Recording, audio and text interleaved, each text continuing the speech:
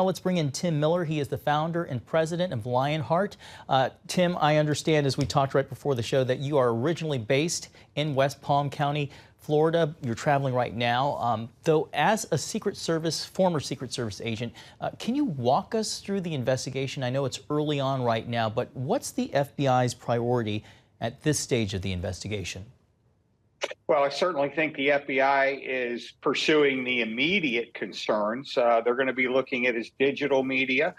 We know some of his past and some of his beliefs, but the more immediate concern is he tied to anyone else that's like-minded? Does he have connections either organizationally or individually with others? And then how did this happen? There are reports out there that he was on site for 12 hours prior to actually getting in position to attack the president. And so there are a lot of questions, and unfortunately, there's still a lot of questions unanswered from Butler. So I think all of us are anxious to hear those answers. To the point you just mentioned, on the one hand, the Secret Service were able to catch the suspect before he opened fire, but he was still able to get roughly 400 yards from the former president with a rifle, and as you just stated, for 12 hours in advance.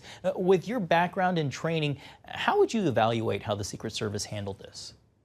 Well, let's be clear. This is a failure for the Secret Service. Now, with that said, the heroic actions of the agent, the heroic actions of the bystander, the heroic actions, quite frankly, of the Palm Beach County Sheriff's Office were spectacular. But remember, the Secret Service is a proactive security organization, meaning that we go in advance to sites to make sure that the site is safe for the protectee to come into.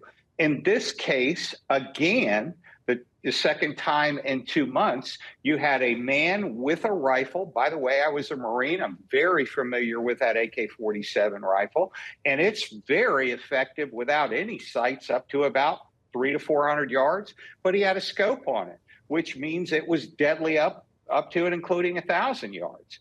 And so there's a lot of questions as to how this was allowed to happen. Now, Sheriff Bradshaw stated clearly that President Trump was not being viewed in the same light that a sitting president would be. I think it's time for that nonsense to go away. President Trump has had one near-death experience and now a second plot to kill him, and he should have the resources appropriate with the threats.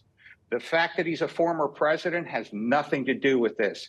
He is the highest threat profile protectee that the Secret Service has. We just have a few seconds left, but if I can ask you, how do you think the Secret Service is going to reevaluate how it protects former President Trump moving forward?